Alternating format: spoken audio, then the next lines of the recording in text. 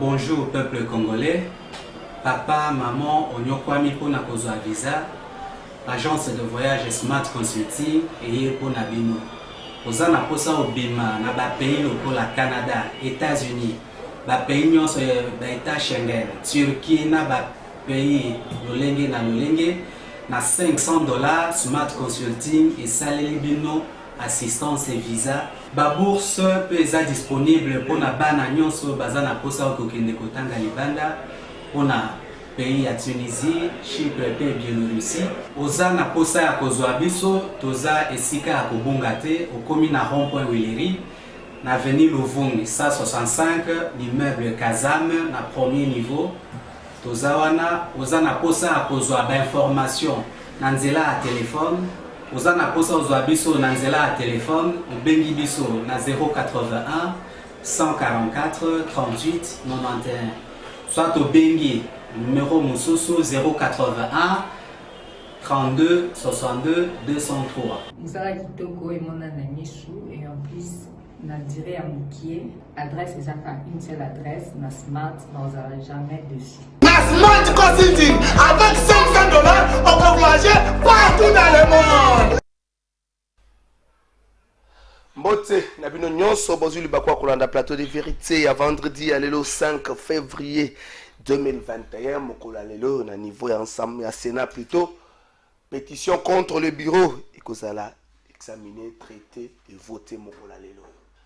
Est-ce que Alexis Tambo Mwamba ko bénéficier na soutien ya ba collègue na ba sénateur pour te abattre les bonga na e? Est-ce que akokweya? Est-ce qu'il y a un matin à beaucoup de justice tout à l'heure? Nangambo na bango ba député, plutôt ba sénateur, il y a FCC, ba sengi na mokonza mboka à kota na no makambo.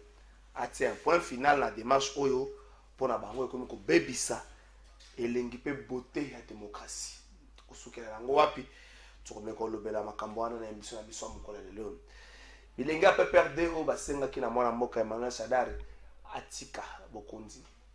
Ça que 72 heures l'homme batali c'était bakozana na balabala bakoya kotelemela ye po basenga na ye na ndenga kinya akende pona bango bazomona nyoso ekomeli bango lelo ezali notamment échec ya secrétaire permanent PPRD bamusu bazomona ezali échec ya coordonnateur ya FCC baza kosenga un peu un souffle nouveau et côté un peu na kati ya libota na bango baza kosenga un peu makasi pe makasi pe mayela ki bolenge kota na kati ya likambo ngo tosukela nango wapi tokomeka kobeta lisolango na émission na biso mokola loba détournement na etali secteur ya enseignement tokomeka pe kobeta lisolo nango me ngaso na bina pesa makanisi na ngai na bato ba détourner mbongo ya enseignement na ebiti moni mutako détourner na yata mbongo ya makambo susu c'est vrai ça acte moko mabe to ki moi mke to tika ya justice ye moko sanctionner mais soko tali secteur ya enseignement likamba ko soutenir gratuité mutu moko ya détourner mbongo yango eza Congo ya lobi na za ko bebisa tazoka tamso to ko senga tana bato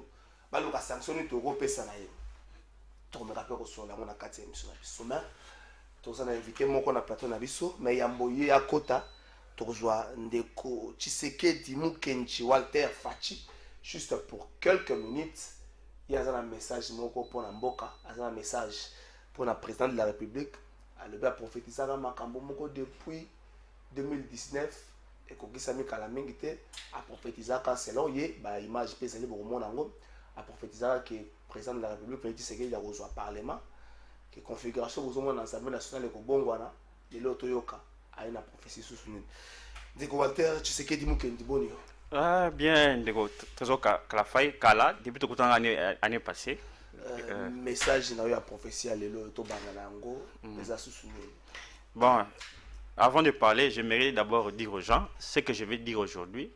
Ezaba ainsi dit l'Éternel. Eza message en ngaïté en tant qu'individu. Mais ainsi dit l'Éternel, les gars na matoi na yo donc tu es obligé ta bondima ngwana. Mais pas message parce que j'ai plus de 50 messages ba audio na écrit ali tout ce que se disent prophètes en réalité sur la mise en parce que le ministre prophète, c'est celui qui est en permanence. Ils ont été à prophétiser un mot à Tiki.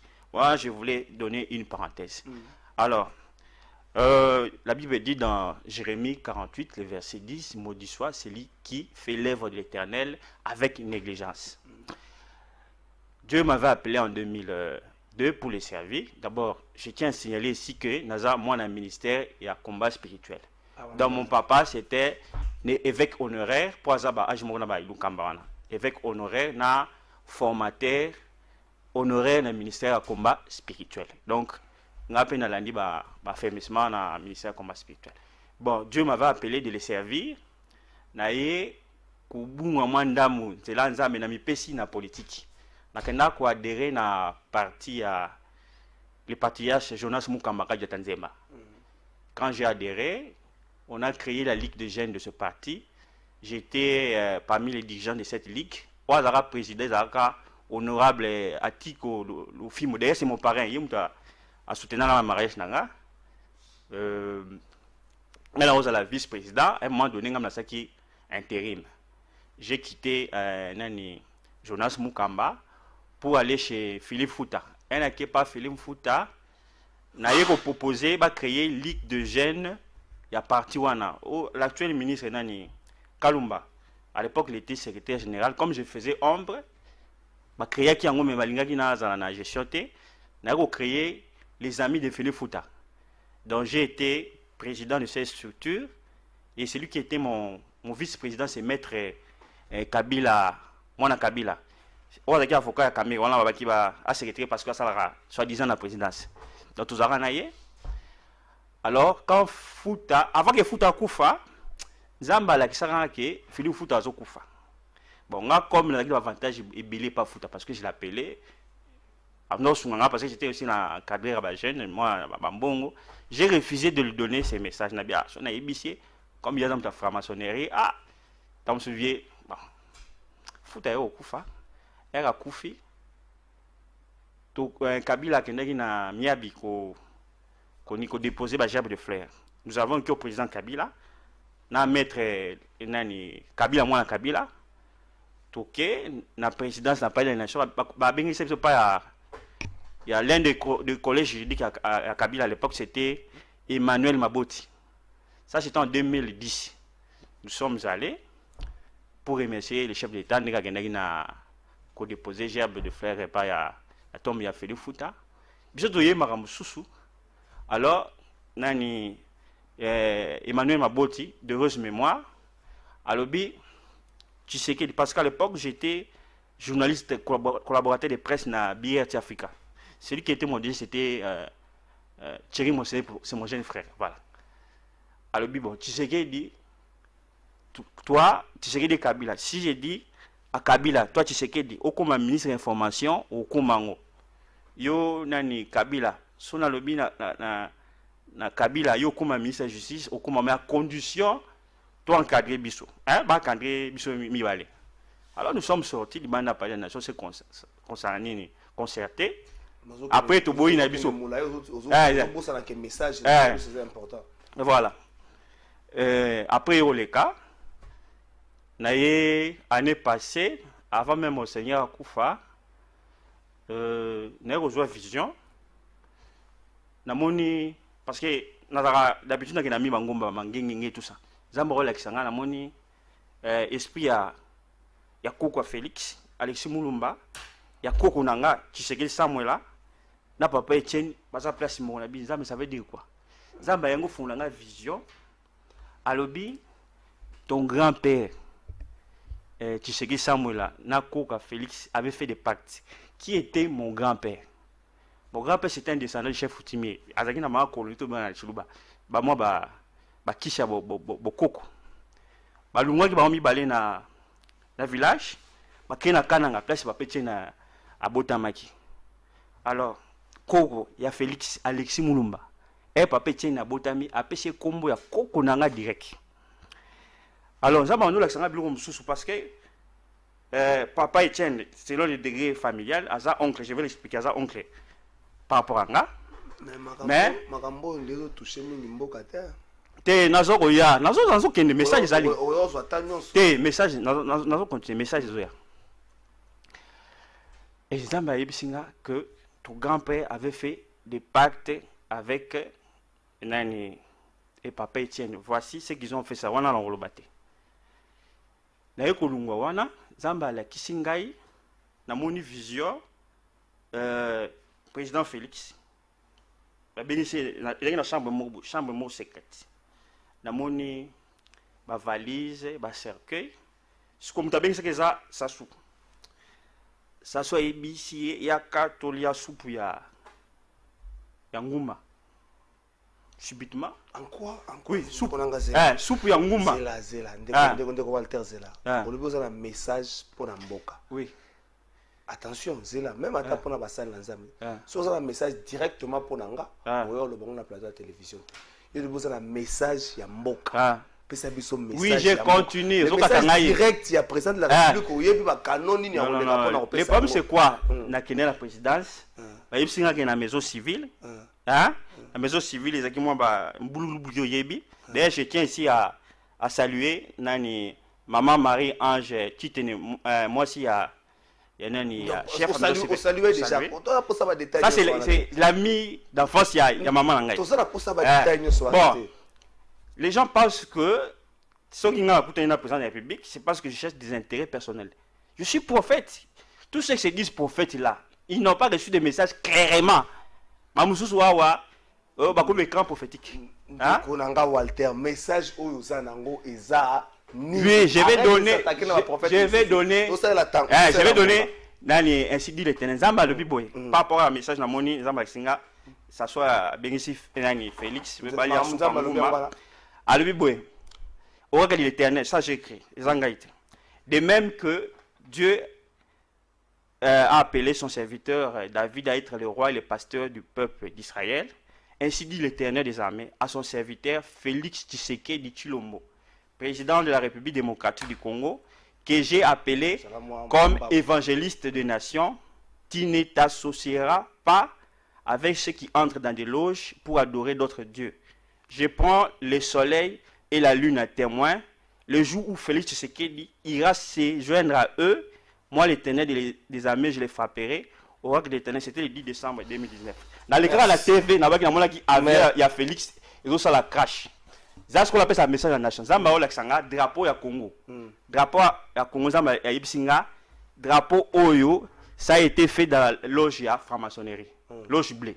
Ce qu'aujourd'hui, drapeau au retournons au mandam. On a tout ça na triangle libale. Ils ont bleu ils ont équerre na compas. On ni ndenge ba 4 donc drapeau Oyo. Ce qui président Félix a proposé na niveau de l'Assemblée, on a changé en côté. Drapeau Oyo mema biso na balkanisation. Donc le président de la République pendant son mandat, il doit veiller à ce que le drapeau ait s'échangé. Merci. Donc ce que j'ai dit, c'est pas un crash au Salama, auquel de ces prophètes ou un abaou à Zoro Yarana. Comprendre le drapeau Oyo, tout ça, et où tu n'as pas de morobo, et ngana bona autant que mais c'est comme morobo ya mabe, surtout continuer le drapeau comme la balkanisation. Vous avez aussi na Zamboka, na mandat na ye Oyo, assez ngana parlement. Alors là, ce bako proposer ce drapeau monsieur mais Oyo te. Wana message pour na Mboka. Le reste message pour na Mokonza Mboka. Je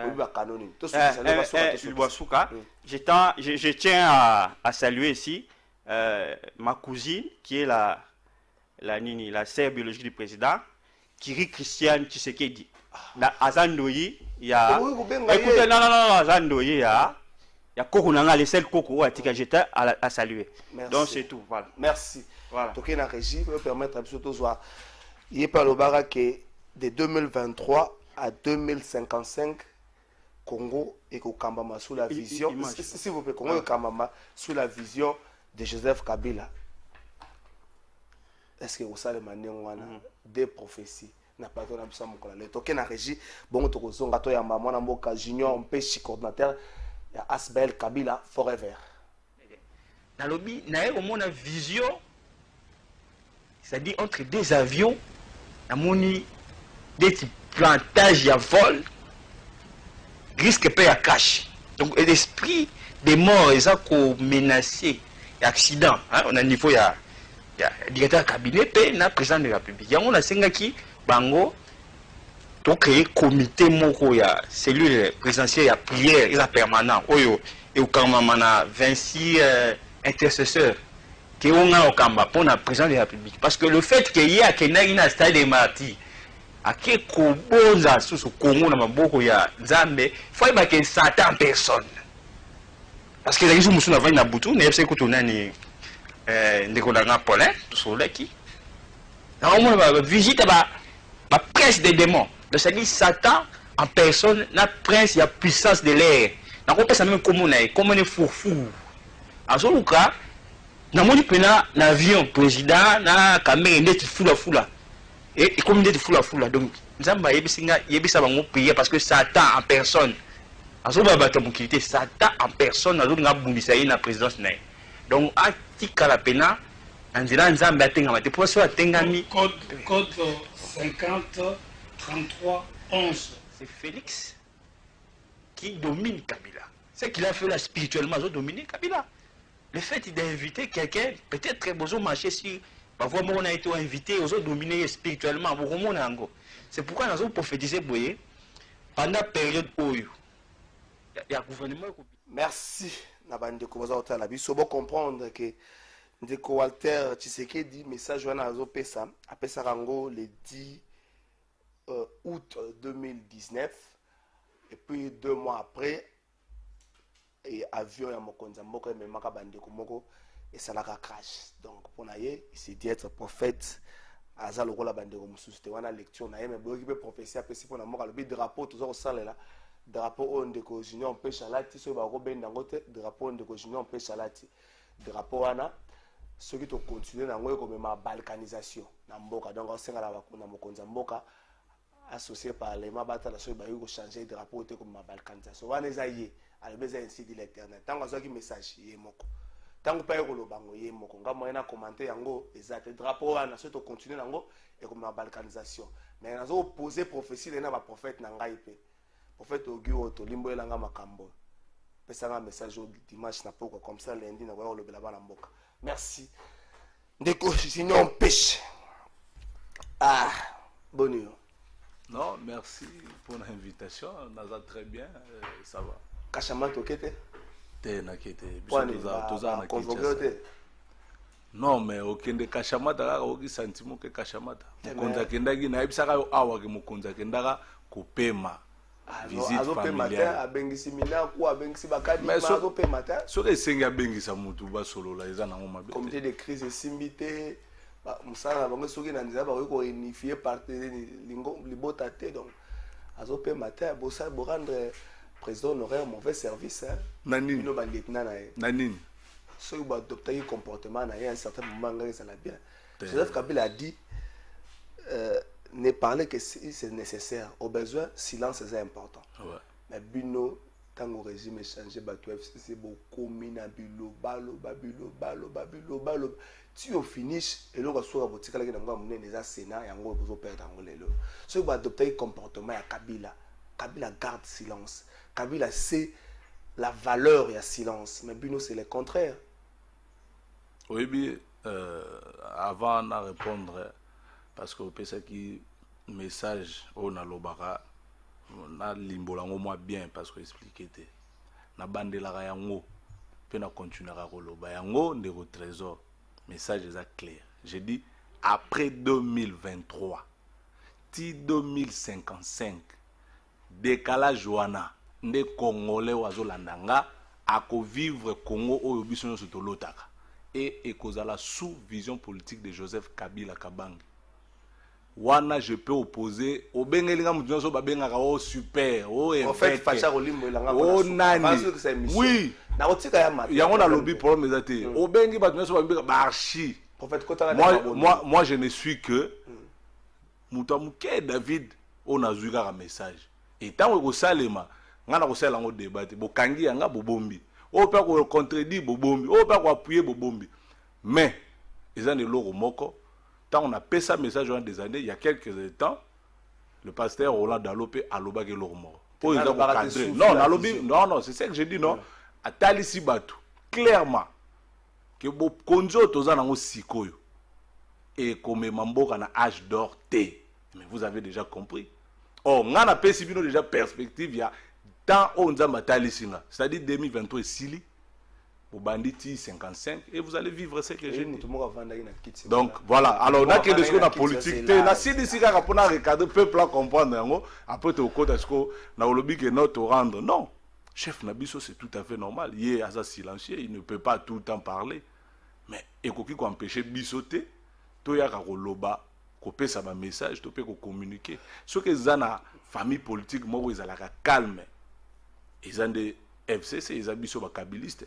Tu as juste répondre, soit na ba intoxication, fake news ou ça par rapport à biso, tu dois répondre. Et mais c'est ça, parce que le silence, il a fouillé, il y a un grand homme, il y a un grand esprit, et il y a parmi Valero Joseph Kabila zanango, car on a silence et ils ont ça la fait.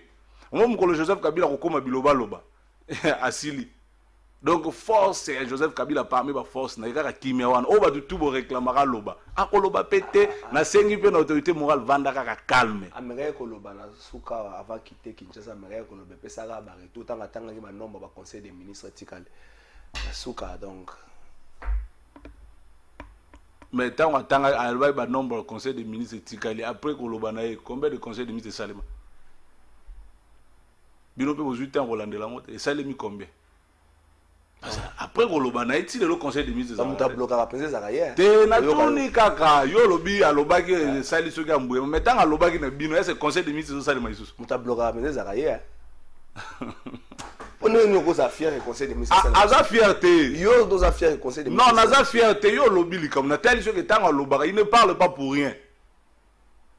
Aza mutu moko botala na isa kabatu hein. Joseph Kabila wana un jour peuple congolais kakabiso batu bandoleka na ba TV ko changer ba discours tout ça na biso ka calme le peuple congolais va comprendre réellement qui est Joseph Kabila.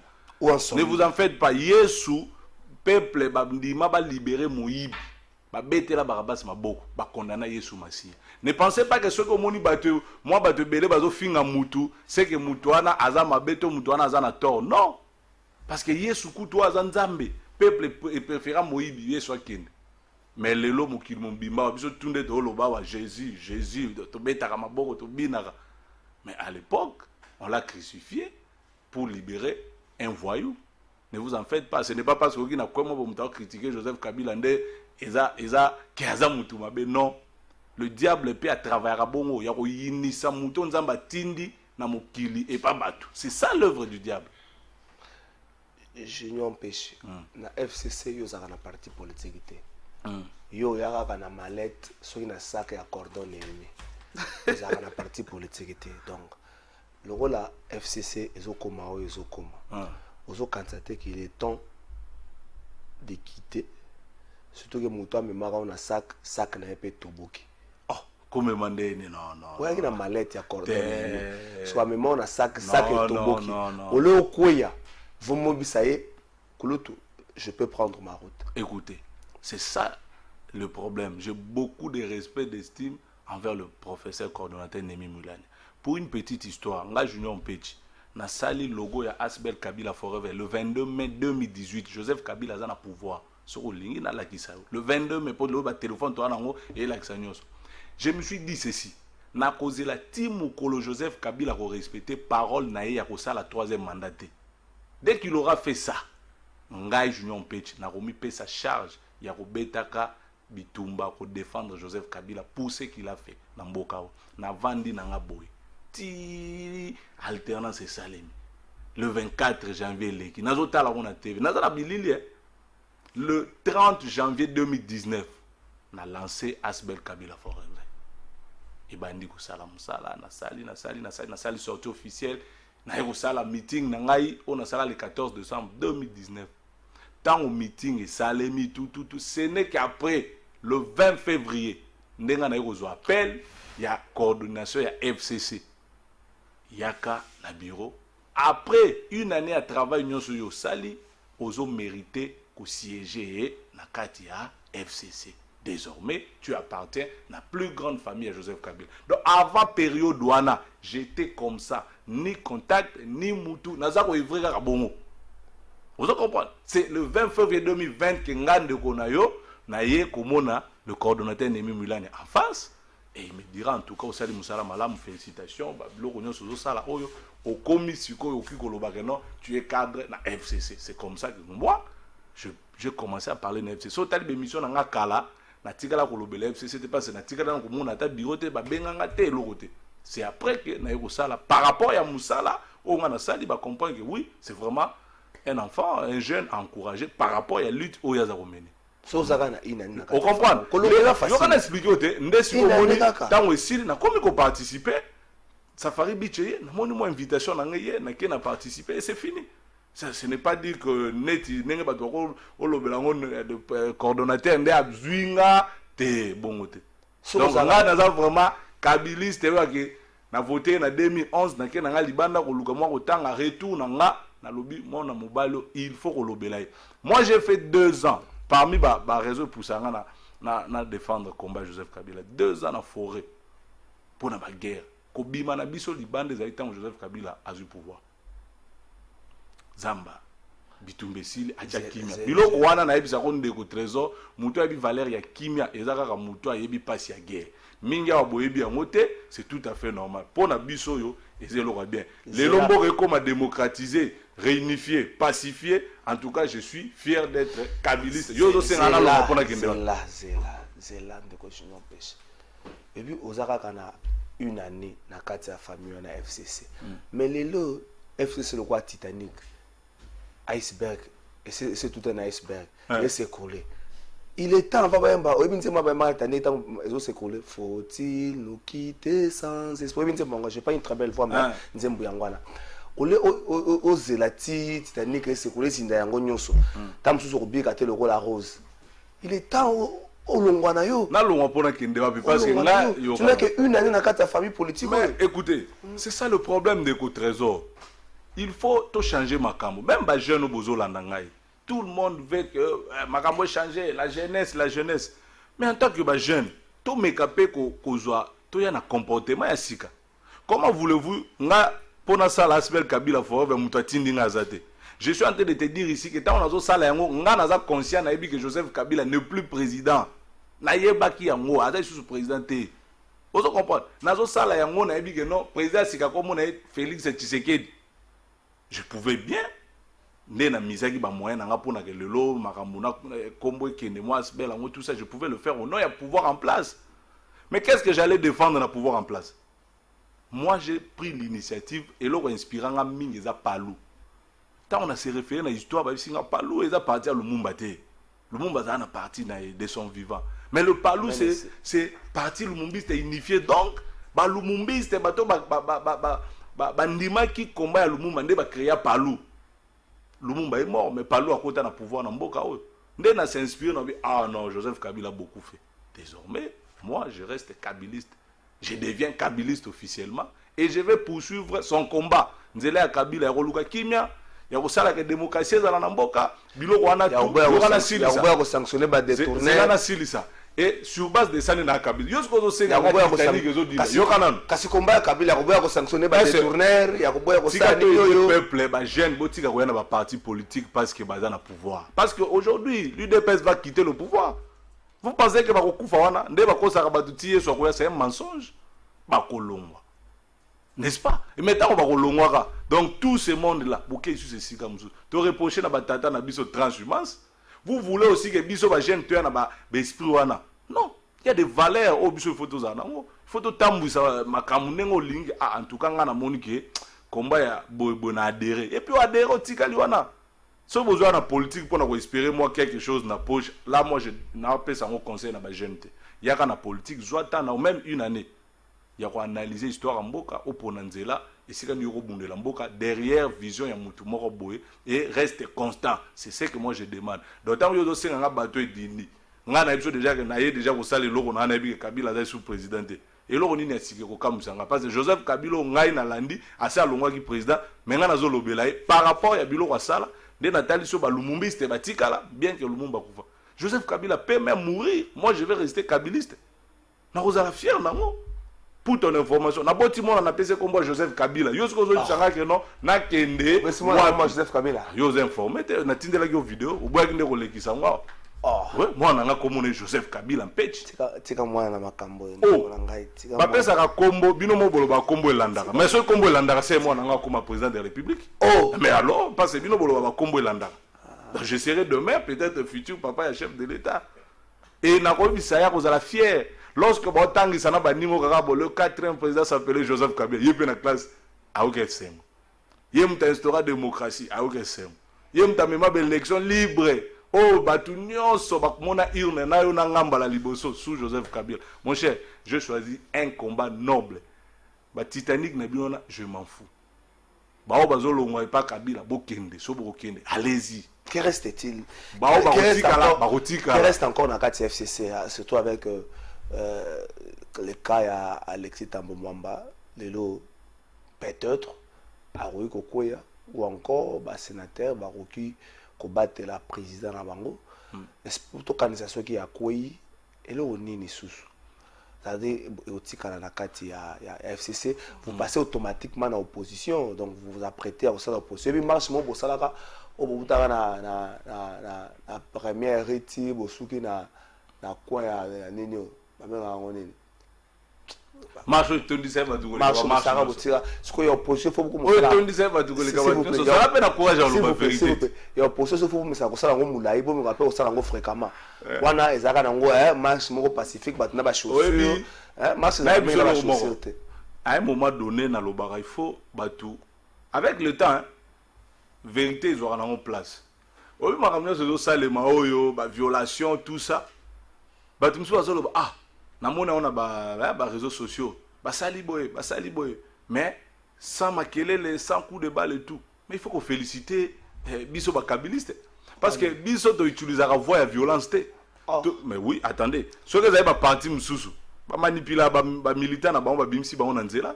Après ba msu ba zoki ba msu pe ba kufi, so ba vie policière et salemi.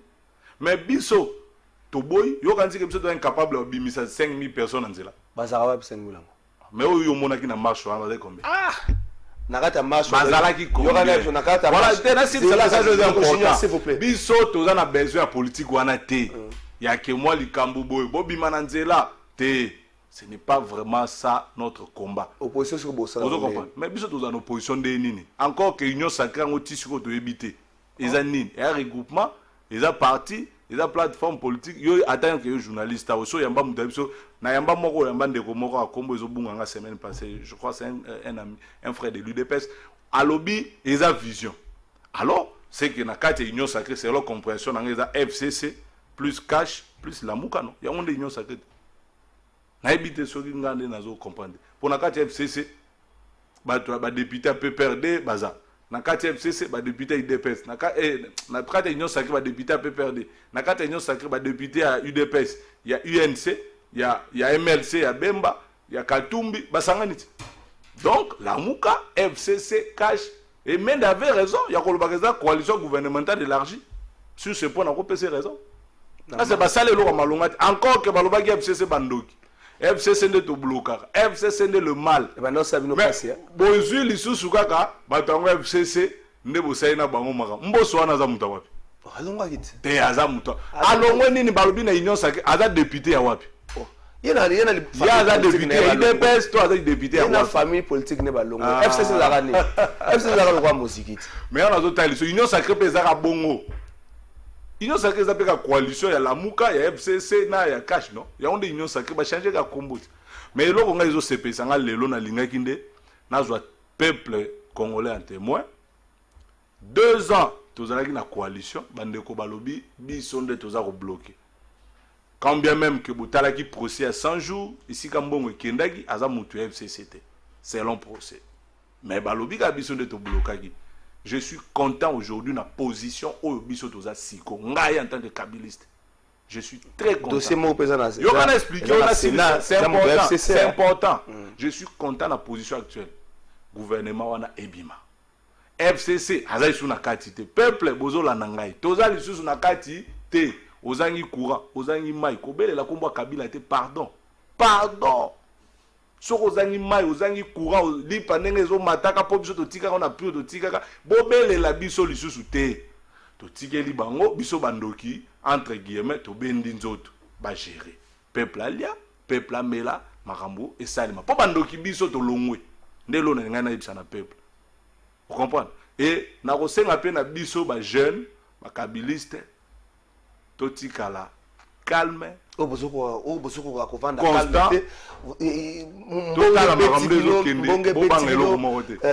Koswane komi partout na libota la bino FCC lelo bato musu basanga départ ya cordon na bande comme sous lelo ko type na kati ya PPRD ba senga départ secrétaire général secrétaire permanent na ba lieutenant ba répondre boza calme. Qu'est-ce qui se passe? C'est peut-être manque de stratégie na kati ya famille yango FCC ou encore tout repose sur Joseph Kabila soka pésiline de conduite mokote.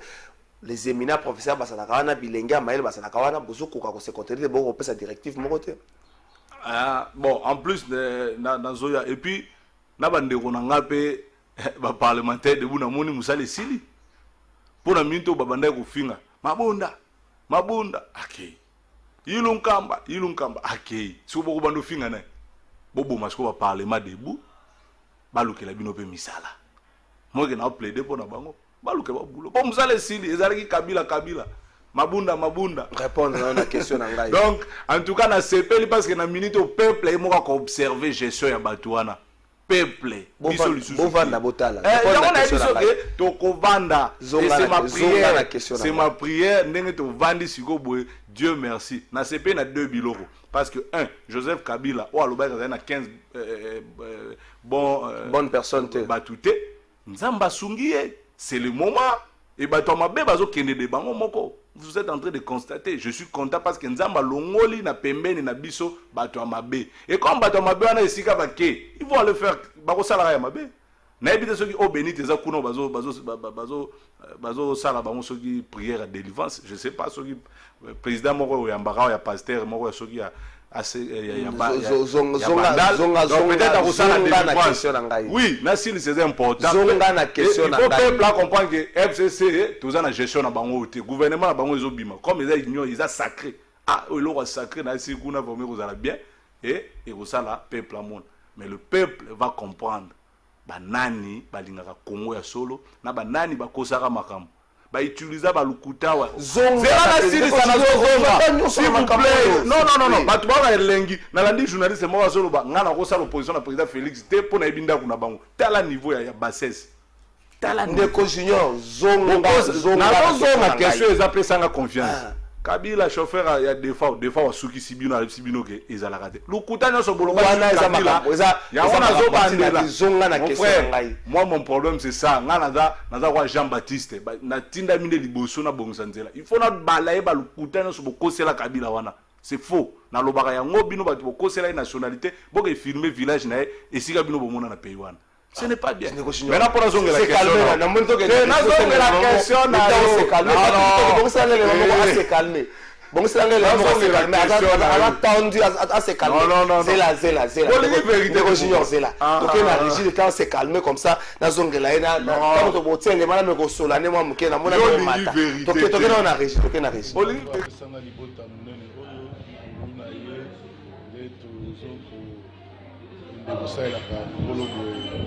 Botala Nzambe epambolama na bolamu nyonso oyo Nzambe asaili biso na 2020 tosilisi yango na kimia tosilisi yango malamu tokosala échange de vues tokaboli moke na lisengo na libota na Nzambe nyonso bayebazaki na biso na bayebazaki na biso te baza misika to bazoki bampeshima kimia na Nzambe pe bolamu na Nzambe ezali mpona bango bapambolama 2021 tolobi une nouvelle année dans ma gamme parce que c'est une année à reprogrammation et puis année moko à rétablissement. Dans ma reprogrammer ma gamme, mon chiffre 1 et ça chiffre à liboso 0 et absorber ma gamme nyonso 0 à 20 et absorber ma échec et absorber ma nyonso sur les cas. Donc to bandi ko compter ma gamme sur yango to bengi yango temps ya nouveau départ. Donc to kende de trimestre en trimestre. To bandi trimestre haut depuis le 15 janvier, nouveau départ. Nouveau départ avec Jésus, nous croyons à des bonnes choses et à des sérieuses choses que nous avons au sala pour nous pamboli à l'ibotana et pour nous kende liboso ya bana na ena pombo na Yesu Christ. Nzamba pesi biso ba promesse bele oyo aza prêt à recommencer la vie soit moi na période donc mois de février oyo déjà moi break mon keka semaine no to na pakit na biso mardi na jeudi aussi na bande ko baza na je crois que Ndeko Junior a se calmé akoya no l'enfer na mutuna na Ndeko Junior mutuna na bayana pour moi la mutuna eza par rapport à moi nungu ozo leka na yebi vraiment té et loko nini ozo se passer au juste na PPRD parce que naza pe membre ya parti té mais tout ce que moi je peux demander ezara que to privilégier plus dialogue interne makambu koya nango na ba média tout ça ce n'est pas bien ce que sengi ba réforme ndena lobaka tata ngo babanda ko ba msuba bazali ko attaquer coordonnateur ennemi na sengaki toujours que c'est mieux le linge sale se lave en famille makambu wana ko exposer on a ba média boy ce n'est pas bien na sengi kana ba jeune c'est vrai que pour ça wana ya que ba jeune pe ba zala na avant-plan ezali mais to occupé to exclure ba ene na bisoté OEP si mana ba on peut biso peut bénéficier na ba orientation na ba conseil je souhaite PPRD da parti munene hein le secrétaire permanent zawana c'est mieux ba tia makamnyo sona C ba solo la makambo wana ko loba na TV te za soni mingi obi sous man avec sous règne ya Kabila bat mususu bakanisa ka on dirait que ba problème se poserait na ba parti politique belé na PPRD ezala qui te mais enfin tant Joseph Kabila tant ou bois sous na bo conseil ba comprendre que ba même problème se pose na ba parti congolais ba parti politique congolais za pe na carte ya PPRD notamment conflit de génération ba mikolo ba ozwa nyoso so esengi makambo osala makelele kobima na balabala bobimisi bachaine même toza ngozolo baake bato bazalaki ebele soki otangi mikolo bazali ya compte du doigt mpe sika baza kozala bakozwa tala bachaine ebele bapesi bango ba 2000 fois lokwa bango baza na bawamboswi s'il vous plaît sikoyo lelo oyo bajeune na bazosenga kaka place na bango na kati ya makambo il se pose un problème parce que mikolo mpe baza prêt ya kotika komona oyo eleki toke depuis la élection élection 2018 si sikoyo on peut comprendre que ma vie va échouer. Les PPRD, les FC, ça perd de pouvoir. Tu y es, basui quand même, Assemblée nationale, basui Sénat, coaching à ma belle stratégie, ma belle, comme qu'on perd dans notre jeune, parce qu'on a raison que les lots tombent dans mon qui va vivre, gérer ma belle à un certain moment, il faut comprendre bango. Non, mais il y a un azolo, PPRD a fait mort privé. Tous en même si la carte FC, c'est jeune, on a raison que tombe la mon qui va gérer ma belle. Consacré émission pour tout le problème à PP. Encore que nous avons membre été, na yebité. Tous en FCC, gestion et le Cambouana. Jeune, le loba a raison que Mikolo va gérer ma belle.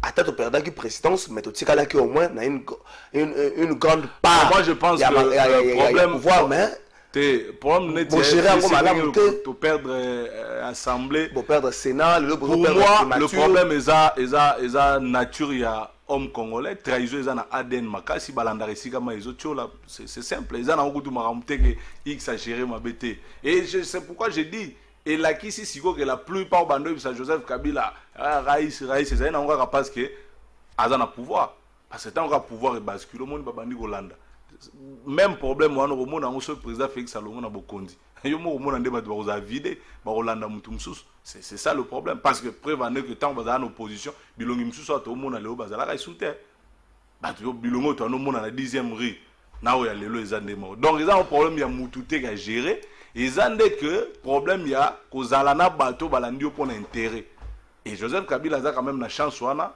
que nzamba sungie à se débarrasser na bato mabe bango bazo kende donc ils ont problème de gestion que telle personne a sali que to perdre ba député non ils ont des ba député le koso balanda resika ma izo tchole on balandi ça c'est selon moi ils ont problème il y a idéologie yo ont créé haut et fort la place publique aux kabilistes mais la plupart à bateau ba sala qui force il y a PPRD il y a MP il y a FCC ils ont qui ba kabiliste était ezaki bato oyo Joseph Kabila kuta na bango na gestion ya pouvoir batango bazalaki mikolo ezaki ba kabiliste te sikoyo na phase wana au moins il faut banda par kokotisa idéologie na bato ngi bazala pembeni nao soki bato niyo idéologie ya Joseph Kabila ezalaka nini ozala na même réponse que bandeko ozo décrire non même pas ngai c'est plus simple si na ebisa awa idéologie ya Joseph Kabila eza résumé kana 3 mots démocratie, la souveraineté et l'émergence du Congo. C'est ça, le combat politique de Kabila est basé sur ça. C'est fini. Et il a réussi déjà. Et l'Oro Liboso, au côté de sa démocratie. Et il a réussi à défendre la souveraineté de ce pays. Et maintenant, nous nous battons pour l'émergence. C'est ça le kabylisme. Il y a un combat à Kabila. Joseph Kabila, il faut y aller au Kabila Bundela. C'est ça, non? C'est simple. Et vous pensez que le alors maintenant le problème justement, on a dit que tant Joseph Kabila a eu pouvoir, na 29 ans, si vous avez ramassé à Salana Banane. Croyant, voilà pourquoi lui-même a dit que regret naïe tia longwa, c'est parce qu'il n'a pas pu changer l'homme congolais. Congolais comprenait qu'il fallait que linga Congo, il fallait que bundela Congo, il fallait bilo wana nyoso. Et les autres zo vivre yango. Mais on a zotal que avantage na une minute avandi, bato mabe ba kei, biso les autres koli, tous comprendre et puis tous côté ya vision wana na combat wana jusqu'à ce que lobby vision wana Joseph Kabila ne kotonga Congo. Voilà pourquoi message prophétique nanga ezo lobela individu et Kabila te, mais je parle de la vision politique de Joseph Kabila sous sa vision. Vous comprenez que nous avons un combat derrière avec les membres tout et tout banda côté net net dans lobano aw demande déjà partout bientôt au monde dans la province pour na salara installation et puis ko sa famille politique à Joseph Kabila na batu ya sika ne lobité que to bengani batu akala ba kotika c'est que ba monde ba vrai ba mbuma mabe bazo kende malembe et voilà Jean Pêche to poussana Tambo Mwamba lelo yo sénateur FCC bazo bengango forcing sénateur FCC bazo mona na moko dictatorial bazo senga na mokonza mboka kota un peu makambango mais au finish plénière et salema ndenge salema ki lobi installer ki bureau d'âge et le plénière et salema ce qui lobi ba député ba sénateur ba une soixantaine les ceux qui bayega et quorum mais ça atteint ba koleka na vote ceux qui tamwamba koya soka ko ba kobatela ba kotika lecture ni nous autres là par rapport à makambo salemi et salema na Sénat ils ont pratiquement dérivé makambo salema na Assemblée nationale. Bon, le trésor moni à un moment donné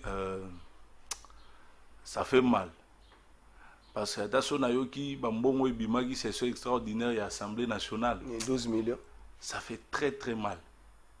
Hein? Très mal. Na kosenga pe na IGF.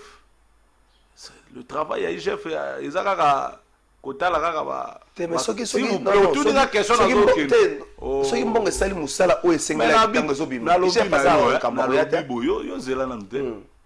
Ana zo répondre na mituna na yo. Na sengi pe na IGF. Et qui ne ko enquêter 12 millions bimaki. Parce que atana ndoto na so na lali na lamuki 12 millions. Pour que c'est extraordinaire, bah fouta nini, bah papier on a bah encre, ils ont déjà depuis ma bunda, quand bah ils n'ont pas na monaki. Bah quoi enquêter pour na te, kuna moi bah enquêter ça te. Na sengi na bango. Total arpe na nous. Makambo parce que le pouvoir actuel aujourd'hui, na slogan na bango le peuple d'abord. Biso tozo kola na ba illusion que IDPS c'est ça biso, IDPS au pouvoir pour nyata masango le roi Kayas. Mon cher, allez d'abord au Kasaï. Ming bazo voyager te boba na Kinshasa. Il n'y a pas de maïs. Commençons d'abord par là. Na Congo awa, IDPS a eu pouvoir. Zela na zo kende. Na koya, makam na lo belande peuple azo zela. Atata mu mwamba longwe. Et ko changer prix à lipate. Ta mu mwamba zanga ka lipa na ndaku na été. À un moment donné, il faut to lo beno makambo esengeli. C'est pourquoi je vous dis que tu vas vendre biso ba image que bango so bazui pouvoir toniati masango le roi Kayas. Mon cher ami, lipa ba koti d'un pouvoir lipi mati. Ba lobai ke zaki gouvernement premier ministre Ilunkamba, assemblée nationale Ilunkamba. Tozo zela le roi bango ba récupérer nyoso. Map ekita. Biloko ekita. C'est ce qu'il faut dire. Parce que lelo yo tuninga. Bon. Et comme ici on de ba guerre politique.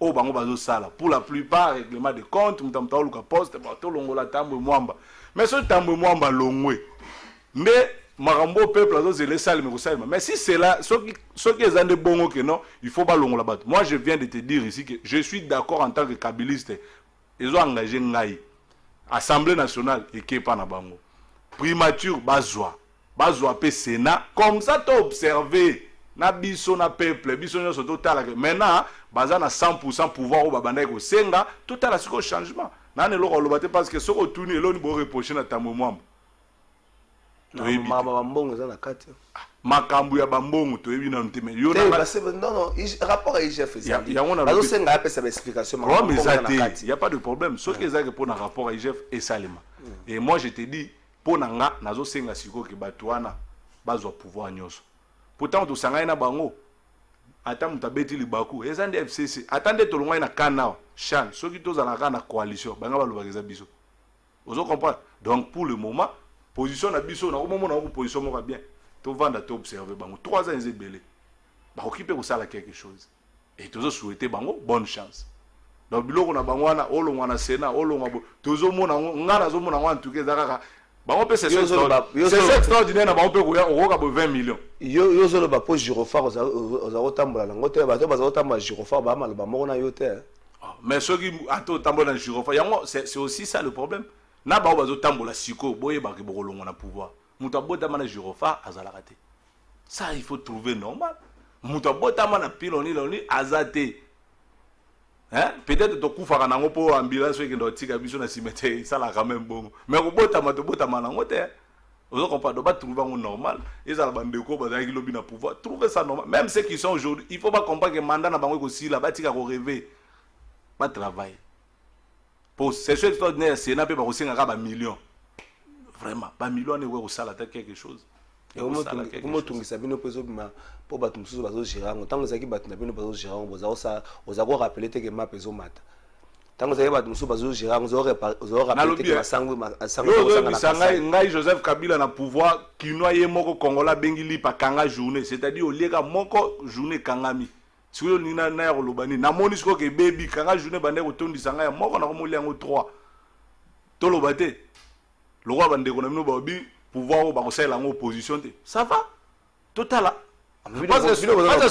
non na lobby non écoutez d'ailleurs ce conception opposition ils a ko s'opposer na eloko mabe c'est que nga na ozana ngo opposant vina na mobile parce que moi j'ai toujours ce que yo sai mabe na ko lobi sai mabe ce qui pona bino opposition égale ko dénoncer le mal boyo ya kenga na za opposition alors si c'est comme ça pour vous la conception opposition parce que pour moi je dénonce ce qui est mauvais.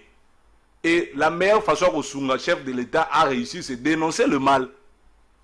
Bah, on va flatter, on va dire les biens aussi. Hein? Applaudir les biens. Oui, c'est le Madame Salemi, il faut que le base, oui, Salemi bien.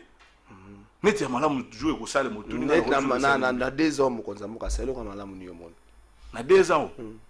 Ah, de quoi on est à Moutuna Makas. Non, ils ont un tabou à mon et l'autre, il y a ça bien, on a le ban de bandeli, ils ont effectivité et gratuité enseignement. Mais et au souka sous ma baie, on a nos mots raté. Et bandaki déjà moi bien après et basculer parce que gratuité bandi n'a été. Mais quand même à comme ça qu'on effectif.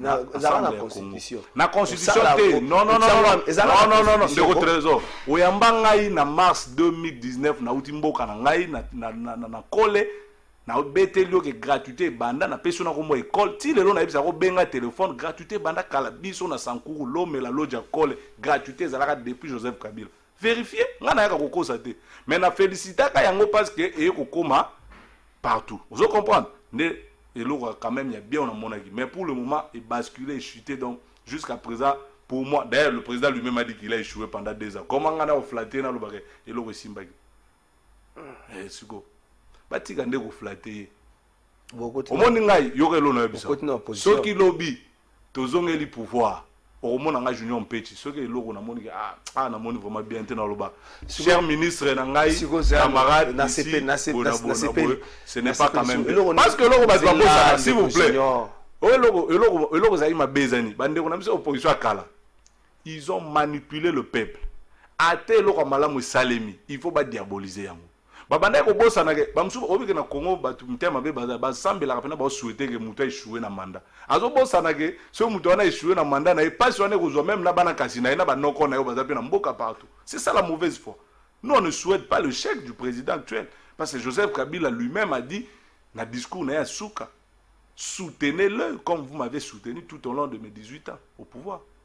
Nous on ne soutient pas eloko nini ya mabe omonaki na pouvoir Kabila pendant 18 ans eloko nini ya mabe pour le biso komoni ya malamu komona okoloba ya mabe okoloba eloko nini ya mabe omonaki na pouvoir Kabila eloko ya mabe il faut na règne ya Kabila eloko nini omonaki ya mabe moso telango biteng oyo eza eloko ya mabe na règne ya Kabila eloko nini omonaki ya mabe que eloko ndenge salemi boyeza okomi kolokola mabe explication te parce que na comprendre question note yoka il faut expliquer que non sur base ya boy na peut-être comprendre expliquer quelque chose bien na 18 ans ya Kabila eloko nini obena soko talobi te moni eloko pona nga eza eloko moko mabe et entaché boye eloko eza mabe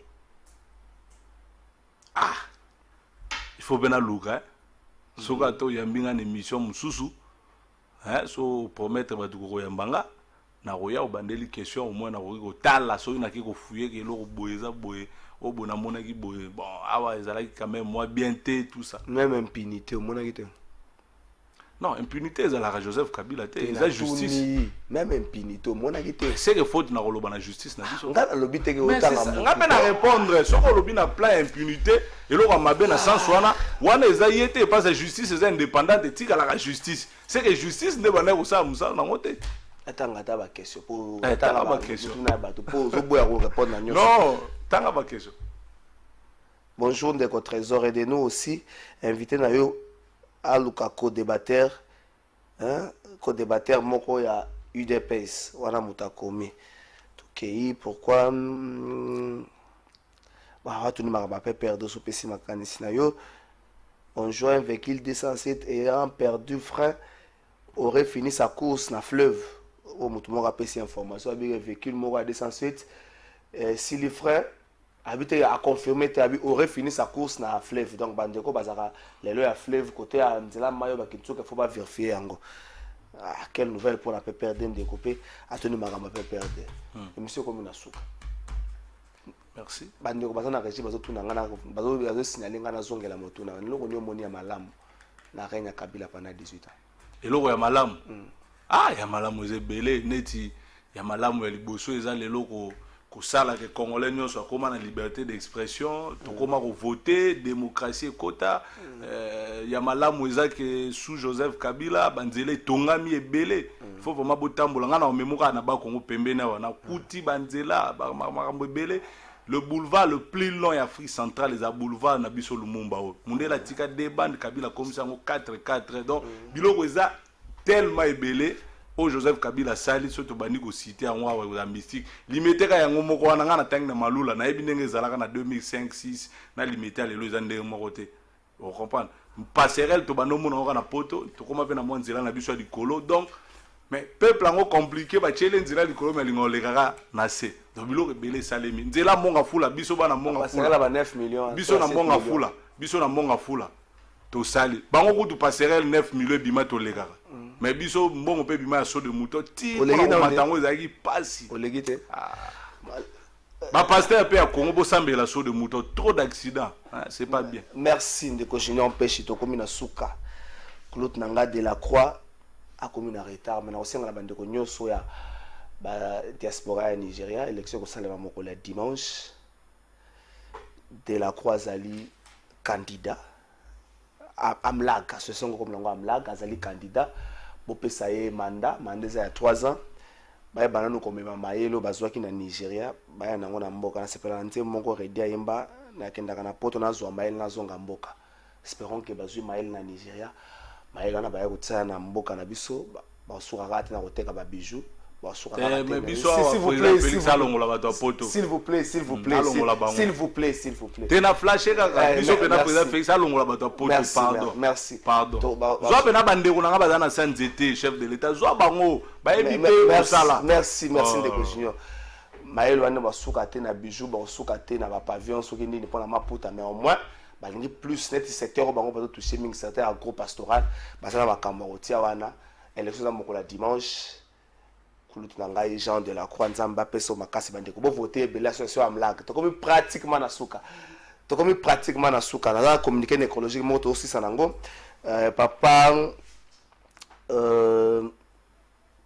papa Longonda Engambi akufaki mokolo ya le 29 janvier ba okunda ye mokolo ya samedi na Nécropole. Veuillez mortuaire au Salam Alelo na avenue Baoba numéro 19 na quartier Kauka na commune ya Kalamu.